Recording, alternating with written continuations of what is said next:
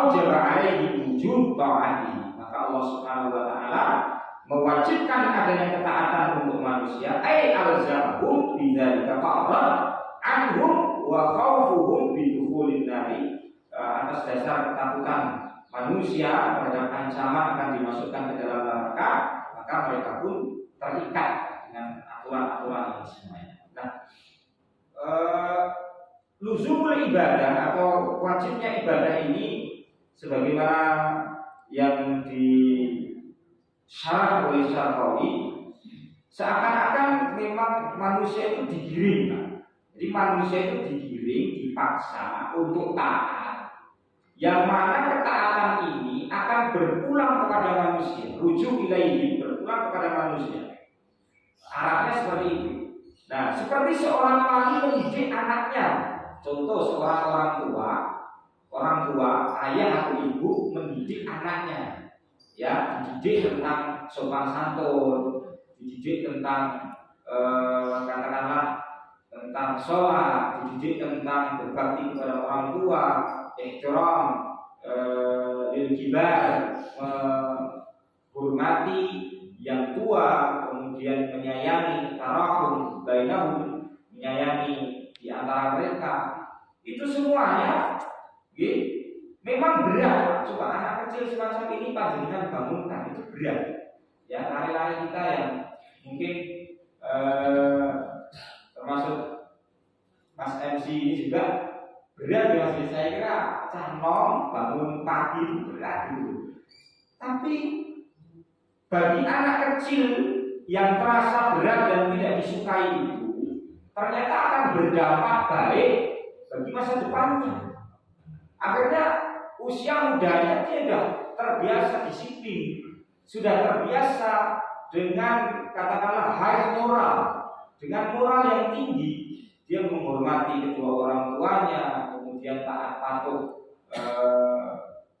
kepada mereka berdua, kemudian dia juga punya ihtiram, penghormatan kepada orang lain, antara pun menyayangi sesamanya, ya, tutur katanya juga sopan, attitude-nya bagus, cari pekerjaan mudah, berinteraksi dengan masyarakat diterima, ya, iqbaluhum fil hayat al-ijtimaiyah, mereka diterima di kehidupan sosial dan lain-lain. Itu karena orang tua, walinya dulu menanamkan katakanlah moral atau kebiasaan yang baik untuk anak-anaknya. Termasuk ini, Pak.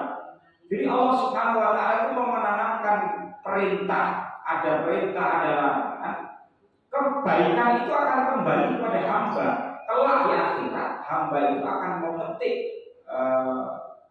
kewajiban dan larangan-larangan yang Allah tetapkan di dalam kehidupan manusia itu. Dengan kata lain, maslahat dan kemanfaatan ibadah itu akan disadari manusia kelak di akhirat, dan semua maslahat itu akan berpulang kepada manusia sendiri, bukan kepada Allah Subhanahu wa taala yang tidak membutuhkan peribadatan manusia. Nah, jadi sekarang baru ke temanya. 4 hal yang harus kita cermati bersama-sama agar ibadah kita tidak sia-sia. Pertama, Bapak dan Ibu sekalian, tujuan manusia diciptakan adalah untuk ibadah. Ya, jadi risalah kehidupan manusia itu sebagaimana di dalam Al-Quran surah Al-Zariyat ayat 56, wa ma khalaqtul jinna wal insa illa liya'budun. Jadi ibadah. Tapi sebelum kita bicara tentang ibadah, kita harus bicara tentang ma'rifatullah dulu. Karena orang bisa mencapai makom ibadah ketika orang itu mengenal Allah. Jadi karena saya mengenal Pak Fatih, ya. Jadi sebelum saya tahu tentang bagaimana saya berlaku hormat, berlaku menghormati kepada Pak Fatih atau kepada Pak Sugeng, saya harus kenal dulu siapa itu Pak Fatih, siapa itu Pak Sugeng. Sebelum saya kenal siapa Pak Sugeng, ya, kata menghormati itu belum begitu menjelma dalam diri saya. Demikian juga ketika kita mau ibadah kepada Allah, ketika kita tidak mengenal Allah, bagaimana mungkin hakul ubudiyah itu kita berikan kepada Allah secara paripurna. Jadi makom ibadah Allah itu harus awali dengan ma'rifatullah, mengenal Allah dulu. Jadi orang bisa katakanlah gini, kita sekarang sholat itu karena kita tahu kita mengenal Allah. Orang yang meninggalkan sholat itu tarikus sholat, orang yang meninggalkan sholat karena dia tidak ngerti, dia tidak kenal Allah, maka dia berani meninggalkan sholat kan gitu. Kalau dia itu kenal Allah, maka dia tidak akan berani meninggalkan sholat. Ya, termasuk gini, saya menghormati Pak Fatih, saya menghormati Pak Sugeng, itu karena saya elahnya, zatnya adalah saya itu kenal Pak Sugeng. Gitu. Contoh lagi, atau saya di tengah jalan tiba-tiba ada orang minggir nyedai pulau. Saya hati-hati karena saya kenal dia. Oh, orang ini katakanlah beradalan kelas akal.